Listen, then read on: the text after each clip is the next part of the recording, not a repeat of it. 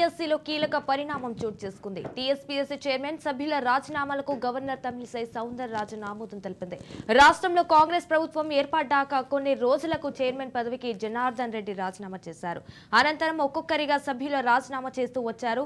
తమ రాజీనామా లేఖలను గవర్నర్ కు పంపించారు. అప్పటి నుంచి ఈ రాజీనామాలు గవర్నర్ వద్దే పెండింగ్ లో ఉన్నాయి. తాజాగా వాటిని గవర్నర్ ఆమోదించారు. దీంతో టీఎస్పీఎస్సీ చైర్మన్ సభ్యుల నియామకానికి లైన్ క్లియర్ అయింది. కొత్త సభ్యుల నియామకం తర్వాత జాబ్ నోటిఫికేషన్లపై స్పష్టత వచ్చే అవకాశం ఉంది.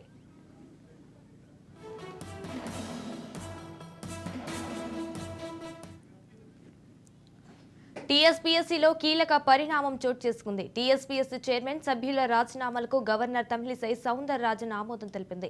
రాష్ట్రంలో కాంగ్రెస్ ప్రభుత్వం ఏర్పడ్డాక కొన్ని రోజులకు చైర్మన్ పదవికి జనార్దన్ రెడ్డి రాజీనామా చేశారు. అనంతరం ఒక్కొక్కరిగా సభ్యులు రాజీనామా చేస్తూ వచ్చారు. తమ రాజీనామా లేఖలను గవర్నర్ కు పంపించారు. అప్పటి నుంచి ఈ రాజీనామాలు గవర్నర్ వద్ద పెండింగ్ లో ఉన్నాయి. తాజాగా వాటిని గవర్నర్ ఆమోదించారు. దీంతో టీఎస్పీఎస్సీ చైర్మన్ సభ్యుల నియామకానికి లైన్ క్లియర్ అయింది.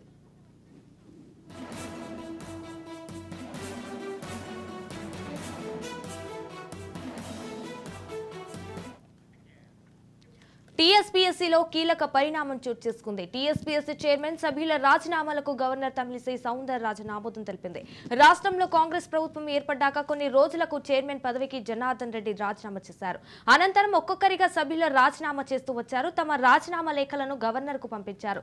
అప్పటి నుంచి ఈ రాజీనామాలు గవర్నర్ వద్ద పెండింగ్ లో ఉన్నాయి. తాజాగా వాటిని గవర్నర్ ఆమోదించారు. దీంతో టీఎస్పీఎస్సీ చైర్మన్ సభ్యుల నియామకానికి లైన్ క్లియర్ అయింది. రైట్ గా దీనిపై పూర్తి సమాచారం మా ప్రతినిధి స్వప్న ఫోన్ లో అందిస్తారు. స్వప్న, చెప్పండి, దీనికి సంబంధించిన పూర్తి అప్డేట్స్ ఏంటి?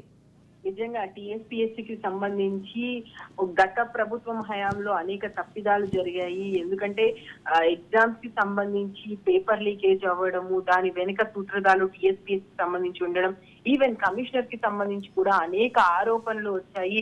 ఎక్కడ జరుగుతుంది తప్పిదం, ఇంటి దొంగలు ఎందుకు పట్టుకోలేకపోతున్నారు, వాటికి సంబంధించినటువంటి చాలా మందిని ఎంక్వైరీ చేయడం, ఇదంతా నడిచిన తర్వాత వన్స్ కాంగ్రెస్ గవర్నమెంట్ వచ్చిన తర్వాత టీఎస్పీఎస్సీ అనేది పూర్తిగా ప్రక్షాళన చేయాలి, యూపీఎస్సీ తరహాలోనే టీఎస్పీఎస్సీ అనేది పనిచేయాలి, దానికోసం ఏం చేయాలి అని చెప్పేసి ఇప్పటికే ఇక్కడ సంబంధించినటువంటి మంత్రులు యూఎస్పీఎస్సీ చైర్మన్ ని కలిశారు, వాళ్ళతో మాట్లాడారు. ఎలా అయినా సరే టీఎస్పీఎస్సీ సంబంధించి ఒక అకాడమిక్ క్యాలెండర్ లాగా మనం రిలీజ్ చేయాలి, ఇది ఒక పకడ్బందీగా ఉండాలని కాంగ్రెస్ గవర్నమెంట్ భావిస్తుందని చెప్పారు. సో ఈ నేపథ్యంలో ఈ రోజు జరిగినటువంటిది టీఎస్పీఎస్సీ చైర్మన్ సభ్యులకు సంబంధించినటువంటి రాజీనామాను మొత్తానికి గవర్నర్ ఆమోదించింది. ఇది ఓవరాల్ గా ప్రాసెస్ మనం చూసుకుంటే డిసెంబర్ 11న జనార్దన్ రెడ్డి మొదటగా రాజీనామా చేశారు. ఆ తర్వాత మరికొందరు సభ్యులు, అంటే ఒకరి తర్వాత ఒకరు సభ్యులు రాజీనామా చేస్తూ వచ్చారు. ఇంకా ఇద్దరు సభ్యులకు సంబంధించి వాళ్ళ రాజీనామా అయితే ప్రస్తుతం ఇంకా వాళ్ళు చేయలేదు. దానికి సంబంధించి ఏం చెప్తారో చూడాలి. దీని మీద గవర్నర్ దగ్గర పెండింగ్ ఉంది. ఎందుకంటే లీగల్ ఒపీనియన్ తీసుకోవాలని గవర్నర్ భావించారు. లీగల్ ఒపీనియన్ సంబంధించి చాలా మందితో మాట్లాడారు.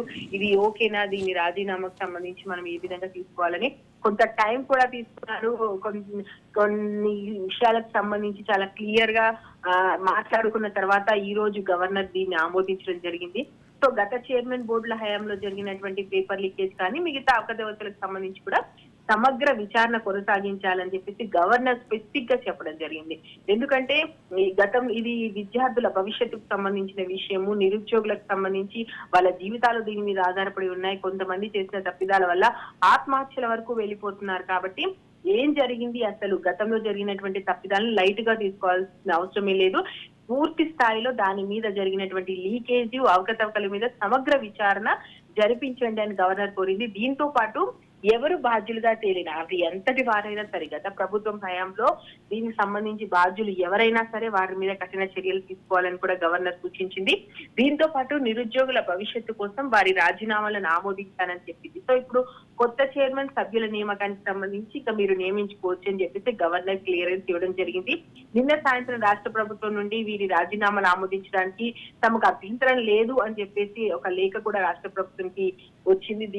దీనికి వెంటనే స్పందించి రాజీనామాలు చేసి ఆ రాజీనామాకు సంబంధించి ఆమోదం ఇదంతా కూడా 1/1 ప్రక్రియ జరుగుతూ వచ్చింది. మొత్తానికైతే పేపర్ లీకేజ్ లాంటి విషయాలపై సీరియస్ గా తీసుకోవాలని గవర్నర్ చెప్పడం, వారి మీద కఠిన చర్యలు ఖచ్చితంగా ఉండాలని ఆమె కూడా సూచనలు ఇవ్వడం.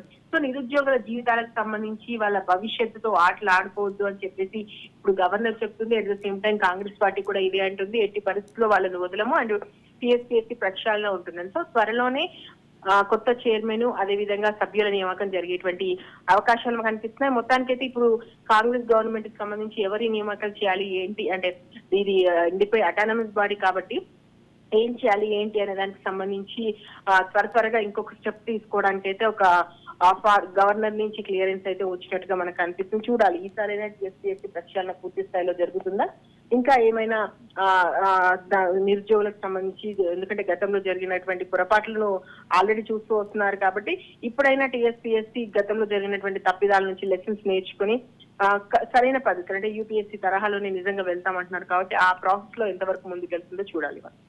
అలాగే స్వప్న, కొత్త సభ్యుల నియామకం తర్వాత జాబ్ నోటిఫికేషన్లపై స్పష్టత వచ్చే అవకాశం కూడా కనిపిస్తోంది. మరి దీనికి సంబంధించిన అప్డేట్స్ ఏంటి స్వప్న? ఇది ఏంటంటే జాబ్ నోటిఫికేషన్ కి సంబంధించి మేము ఇవ్వాలి.